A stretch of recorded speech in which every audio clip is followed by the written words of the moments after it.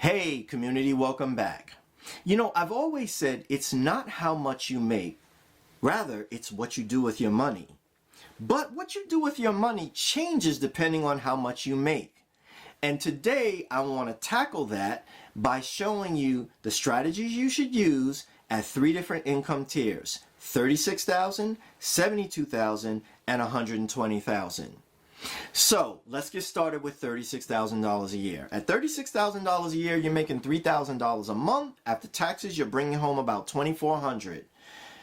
So the main focus here is creating margin, because you got no margin.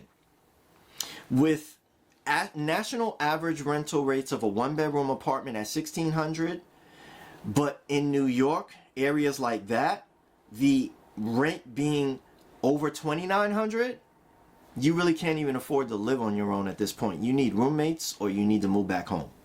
So your major goal here is creating margin. That is made up of four things. Number one, you're going to minimize your expenses. Stop wasting money, eating out, drinking, having subscriptions, blowing it on trips. Stop piling up credit card debt. Number two, you're going to boost your income. That means asking for a raise that you deserve and you can quantify with your boss. Adding to skills so you can become more marketable. Number three, starting a side hustle, which is my favorite because you have uncapped income at that point and you can really grow it to the point where it replaces your current income. Number three, we're going to focus on your beginner emergency fund.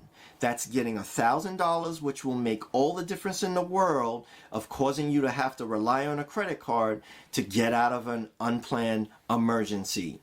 And number four, we're going to get on a debt repayment program, which means getting on the debt snowball method and knocking those debts out, smallest to largest, over time, throwing every extra dollar from that extra income that you get from boosting your income and getting yourself out of debt. So that finishes up the $36,000 tier where you're focused on creating margin. Now we move to $72,000. Here your focus is going to be on creating future income. How do you do that?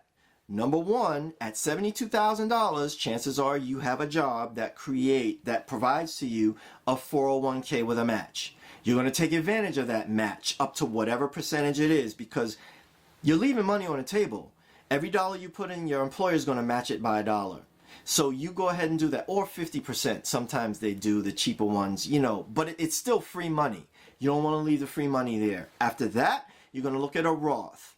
What is a Roth? It's different from a 401k. On a 401k, income is tax deferred, meaning when it grows, but then when you pull it out, they tax you on the money that you pull out at normal income rates.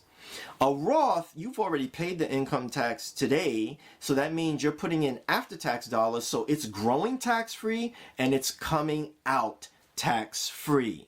I love that one. Way better than the 401k.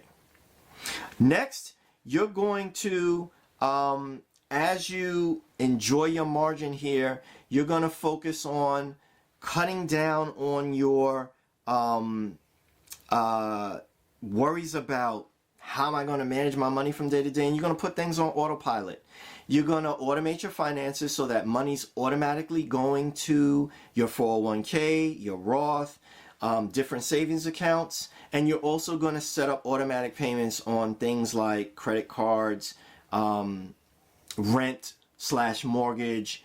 You're going to automate payment of your phone and all of those other things so that you have time to actually enjoy life. Next, you're going to stop worrying about nickel and dime every little thing, these little penny ante $10 worries, like saving this many cents on gas here, or using this coupon to save on this here. And you're going to shift your focus to things that are going to shift your finances by 6 figures or more. That means paying attention to how you're investing your money. And that wraps up the 72. So 72, you're actually focused at that point on generating future income. That's where your focus is. So at 72, we've got the future income thing nailed down. we're breathing freely and we're really enjoying life at this point. Now we get to 120. What should your focus be then? You've already taken care of your future income at the $72,000 level. Now let's start talking about creating current passive income. Yes, at 120, you now have dollars to make this a reality in your life. And that is this saying here: income follows assets. How do you accumulate assets? Well, you get things that create income passively. Maybe it's a book you write that sells on its own. It's a course that you create and sell. Maybe it's a subscription service you have where you provide information or service to a community. Or it's real estate that provides rental income. Stop wasting your money on looking rich at this point and focus on the things that really make you rich. That's where your focus should be. You're also going to focus on not wasting your money on investment fees that you don't have to pay.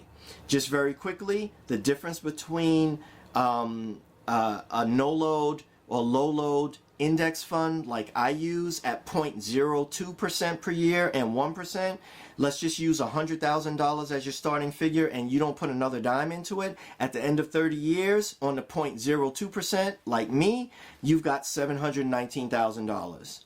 The 1% that you probably got from your cousin Rick or your Uncle Joe or your other friend who came over and convinced you to invest with them, you've only got $574,000. I don't know about you, but $150,000 roughly means a lot to me. So I am going to pay attention, as I have been, to where I put my money and the fees that I paid with that. Finally, look for an investment advisor that is only going to cost you a one-time fee, not someone who's going to get their hooks into your income over the rest of your life and take your money as it comes in. So that means you're being a more sophisticated investor and you're focusing on creating current passive income with real assets. All right, so those are my tips for the 3 different income tiers. Take them and use them wisely. Learn from my lessons and don't pay the price. I learned to do these things the hard way. You don't have to. All right, that's it for today. I hope you enjoyed those tips. You guys have a great day, great week, and enjoy your weekend. I'll see you again soon.